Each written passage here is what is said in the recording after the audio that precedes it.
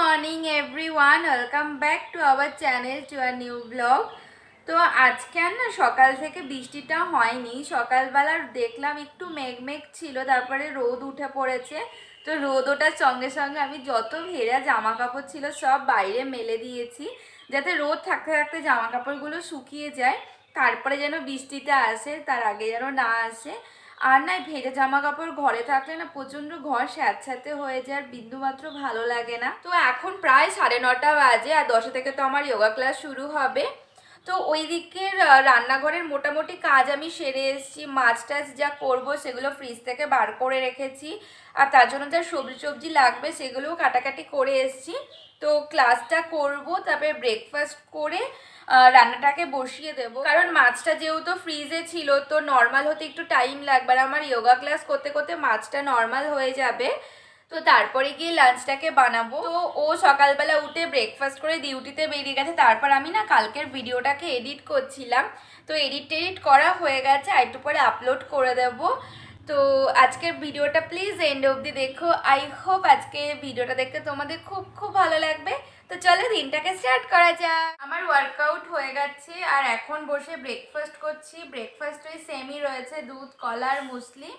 তো তাড়াতাড়ি করে ব্রেকফাস্টটাকে করে লাঞ্চটাকে রেডি করব গিয়ে।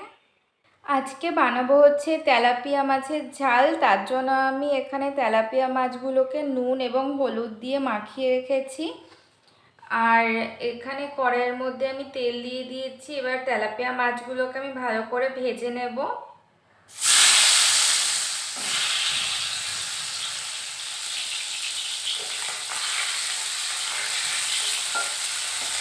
মাছগুলোকে ভালো করে ভাজা হয়ে গেছে।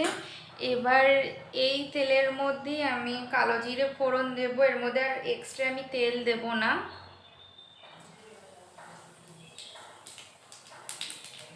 আর এখানে আমি একটা মশলা তৈরি করে নিয়েছি, এর মধ্যে আছে পোস্ত, অল্প একটুখানি জিরের গুঁড়ো, আর আছে হচ্ছে লঙ্কা। তো আমার এখানে কালো জিরেটা ভালো করে ভাজা হয়ে গেছে। এবার এই মশলাটাকে দিয়ে দেব।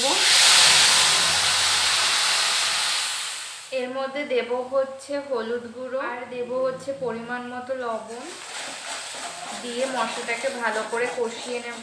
মশলাটা ভালো করে ভাজা হয়ে গেছে, এবার আমি এর মধ্যে জল দিয়ে দেব। জলটা ফুটে এসছে, এবার আমি এর মধ্যে মাছগুলোকে দিয়ে দেব। ঝোলটা প্রায় অনেকটাই শুকিয়ে এসছে এবং পাশ দিয়েও তেল ছেড়ে দিয়েছে।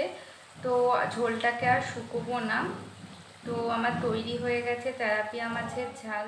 ওর টিফিনগুলো সব গোছানো হয়ে গেছে। আজকে ওর লাঞ্চে রয়েছে ভাত, আছে উচ্ছে সেদ্ধ, সাথে আছে ডাল, আর হচ্ছে তেলাপিয়া মাছের ঝাল।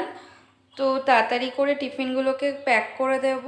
গুড আফটারনুন এভরিওয়ান, এখন বাজে হচ্ছে দুপুর 2টো, আর আমি ঘরটর পরিষ্কার করে স্নানও করে এসেছি। তারপরে আমার পুজো দেওয়াও হয়ে গেছে, এখন যাব গিয়ে লাঞ্চটাকে করে নেব। আজকের লাঞ্চে রয়েছে ভাত, আছে উচ্ছে সেদ্ধ, তেলাপিয়া মাছের ঝাল, আর সাথে আছে ডাল। গুড ইভিনিং এভরিওয়ান, এখন বাজে হচ্ছে 8টা। তো এই সবেই ডিউটি দিয়ে আসলো, আজকে প্রচণ্ড লেট হয়ে গেছে ওর আসতে, আর আমি এতক্ষণ বসে বসে টিভি দেখছিলাম আর বোর হচ্ছিলাম। তো ওই সবেই আসলো, এসে ও স্নান করতে গেল। আমি এখন যাব রান্নাঘরে, চাটা বসাবো গিয়ে।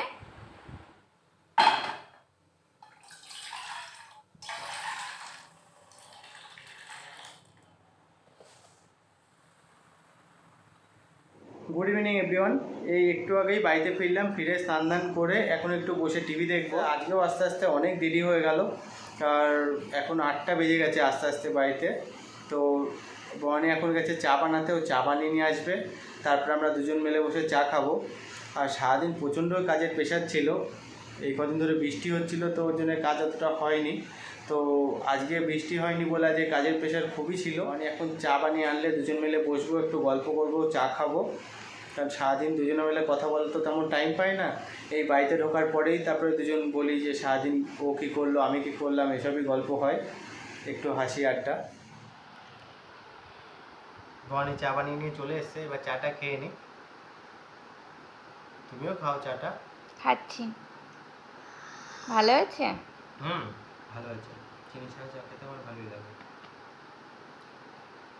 আসো। বিস্কুট খাবে না? না, আমি চাটা খাবো। চাটা খাওয়া হয়ে গেছে আর এখন প্রায় 9:30টাও বেজে গেছে। তো এখন যাব রান্নাঘরে গিয়ে ডিনারটাকে রেডি করব। আর আজকে ডিনারে বানাবো হচ্ছে চিকেন আর রুটি। তো চিকেনটা বানাতে একটু টাইম লাগবে, তো তাড়াতাড়ি করে বানাতে হবে, তো তাড়াতাড়ি রান্নাঘরে যাই।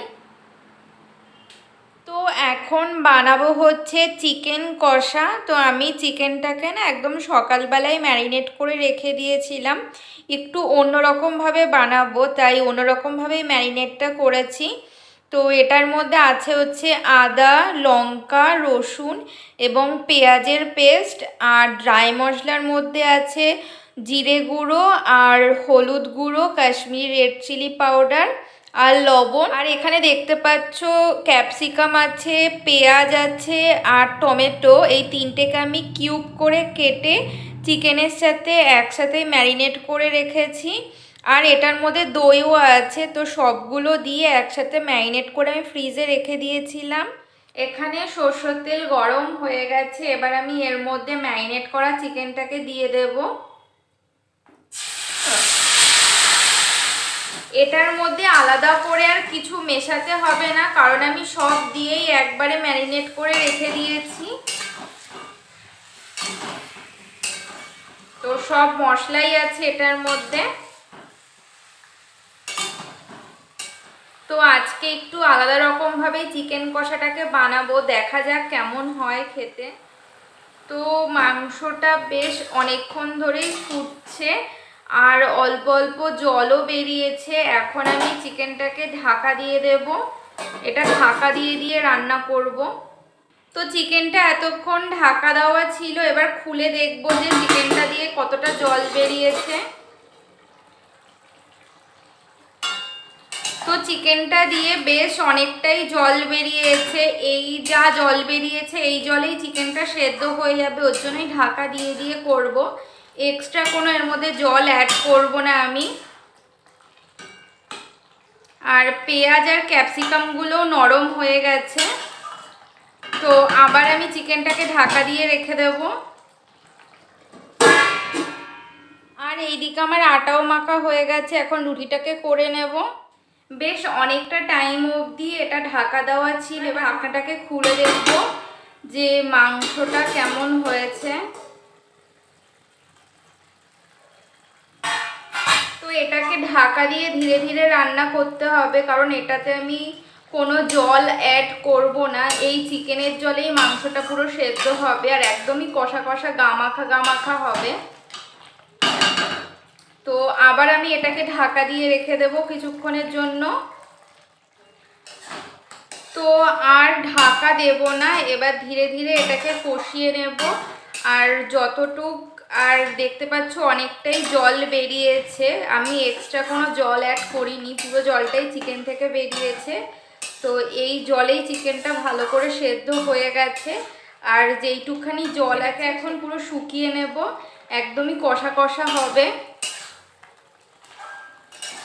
আর রুটির সাথে একটু ড্রাই ড্রাই হলেই বেশি ভালো লাগে, বেশি ঝোলের প্রয়োজন হয় না। তো এটাকে ভালো করে এখন ধীরে ধীরে কষাবো। তো ঝোলটা বেশ অনেকটাই শুকিয়ে এসছে, এবার আমি এর মধ্যে দেব হচ্ছে গরম মশলার গুঁড়ো।